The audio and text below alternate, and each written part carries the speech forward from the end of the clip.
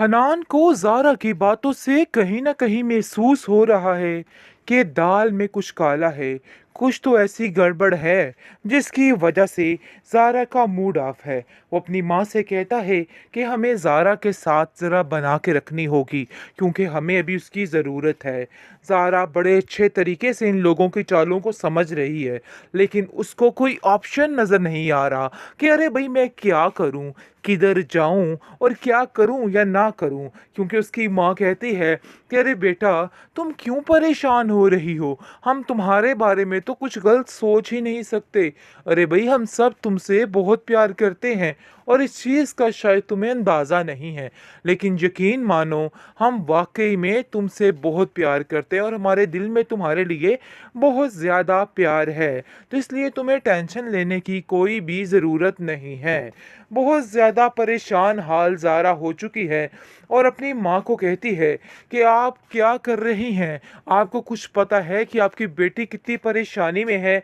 जिस पर वो कहती है कि अरे भई, तुम्हारी माँ पर क़यामत टूट पड़ी, घर से बेघर हो चुकी हूँ और तुम्हें अभी भी लग रहा है कि तुम ही ज़्यादा तकलीफ़ में हो। भई, हमारी तकलीफ़ कुछ भी नहीं। कैसी बातें कर रही हो तुम? मुझे तो तुम्हारी समझ नहीं आ रही। लेकिन जी, आप देखेंगे कि उसका गम बाँटने के लिए वलीद तैयार बैठा है, लेकिन वलीद एक बात बार-बार किए जा रहा है, ये सब कुछ आपका ही किया धरा है और आप लोगों की वजह से ही ये सब कुछ हो रहा है। मुझे तो समझ नहीं आ रही कि आपने ये सब कुछ क्यों किया? अपनी बेटी की खातिर दूसरों की बेटियों की ज़िंदगियों को दाँव पे लगा दिया। आखिर कोई ऐसा भी कर सकता है? इस कदर संग दिल आपका कैसे हो सकता है? इस पर वो कहती है कि अरे भाई, क्यों तुम मेरे पीछे हाथ धो के पड़ चुके हो? इन सब चीज़ों में मेरा आखिर क्या कसूर है? मुझे तो यकीन ही नहीं आ रहा। तुम्हारा दिमाग इस कदर फेर दिया जाएगा। तुम्हें सारा कुछ मिनाहिल झूठ बता रही है। जिस पर वो कहता है कि मिनाहिल ने मुझसे कुछ भी नहीं कहा। मैं जो देख रहा हूँ वही बता रहा हूँ। तो इसलिए बेहतर यही है कि उस पर इल्ज़ाम तराशियाँ ना की जाए। समझिए कि लॉटरी लगने वाली है। जिस पर वो कहती है अपनी माँ से कि आपको भी आखिर वही घर मिला था उधर जाने के लिए। मुझे तो समझ नहीं आई कि आप आखिर उधर क्यों चली गई हैं। जितनी जल्दी हो सके वहाँ से मिनाहिल को निकालिए। ऐसा ना हो कि मिनाहिल उस घर में पक्का पक्का डेरा ही जमा के बैठ जाए। जिस पर उसकी माँ कहती है कि इस मजबूर वक्त में आखिर मैं कहाँ जाऊँ? मुझे तो खुद कुछ समझ नहीं आ रही कि मुझे क्या करना है, क्योंकि मुझे समझ आ चुकी है कि अब ये मिनाहिल क्या करना चाहती है। क्योंकि हर बार वलीद और उसकी माँ सिर्फ़ और सिर्फ मिनाहिल का साथ दे रहे हैं और कहते हैं कि नहीं भाई, ये सारा किया धरा आप लोगों का ही है। आप लोगों ने मिनाहिल के साथ बहुत ज़्यादा ज़्यादतियाँ की हैं। लेकिन जी, आप देखेंगे कि माजिदा कहती है कि मुझे तो समझ नहीं आ रही कि आखिर किस चीज़ की ज़्यादतियाँ इसके साथ हो गई हैं। बस भी कर दे और हमारी जान को छोड़ दे। ये तो हमारे पीछे हाथ धो के ही पड़ चुकी है। हर तरह से टेंशन बढ़ा दी है मुझे इस लड़की ने। मुझे तो खुद कुछ समझ नहीं आ रही है। बहरहाल जी, उसका एतबार बुरे तरीके से इन लोगों से उठ चुका है, क्योंकि आज तक जिस ज़िल्लत का सामना इन लोगों के घर में उसको करना पड़ा, इस चीज़ का अंदाज़ा किसी को नहीं हो सकता। और वो बार-बार कहती है कि मुझे बहुत अफ़सोस है कि मैं आज तक आप लोगों की बातों पे यकीन करती रही और आप लोगों को अपना समझती रही। मुझे क्या पता था कि इस कदर ज़ालिम लोग हैं आप, कि किसी भी तरह से किसी को भी डस जाएँगे। बहरहाल वलीद की माँ उसको समझा देती है कि बेटा, पुरानी बातों को खरीदने का कोई फ़ायदा नहीं है, बल्कि इसी में हकीकत है कि तुम्हें आगे बढ़ना है। सारा ने किस तरीके से अपनी सास को इस चीज़ पर काबू कर लिया और कह दिया कि भाई, ऐसी कोई बात नहीं है।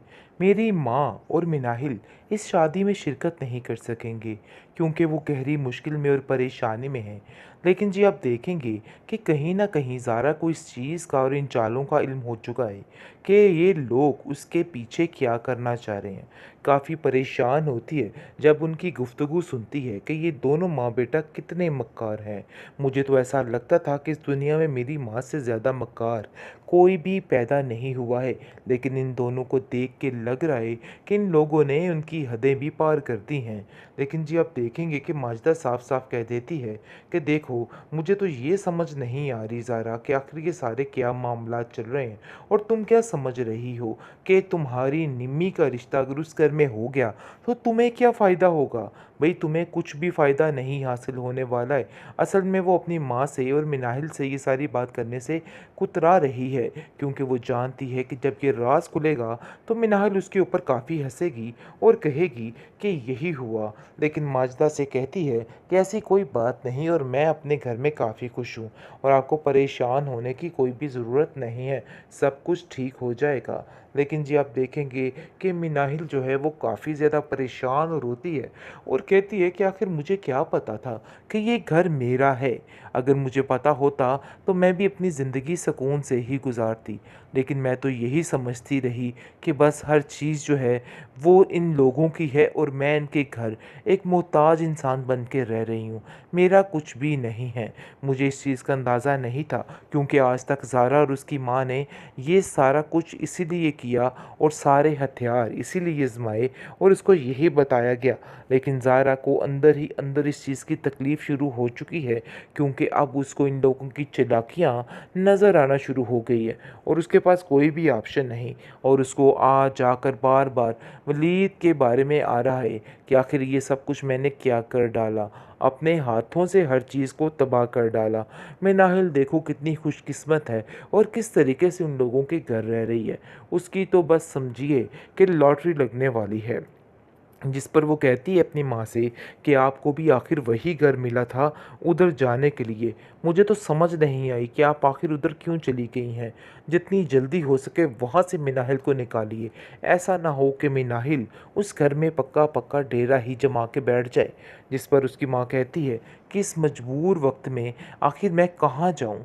मुझे तो खुद कुछ समझ नहीं आ रही कि मुझे क्या करना है, क्योंकि मुझे समझ आ चुकी है कि अब ये मिनाहिल क्या करना चाहती है, क्योंकि हर बार वलीद और उसकी माँ सिर्फ़ और सिर्फ़ मिनाहिल का साथ दे रहे हैं और कहते हैं कि नहीं भई, ये सारा किया धरा आप लोगों का ही है। आप लोगों ने मिनाहिल के साथ बहुत ज़्यादा ज़्यादतियाँ की हैं।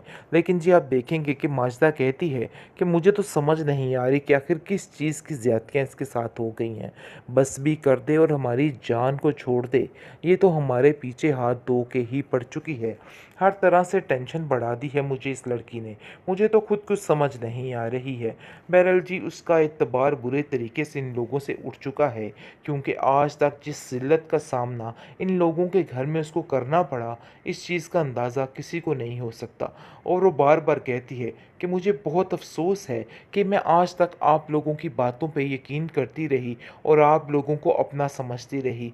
मुझे क्या पता था कि इस कदर ज़ालिम लोग हैं आप कि किसी भी तरह से किसी को भी डस जाएँगे। बहरहाल वलीद की माँ उसको समझा देती है कि बेटा पुरानी बातों को खरीदने का कोई फ़ायदा नहीं है, बल्कि इसी में हकीकत है कि तुम्हें आगे बढ़ना है।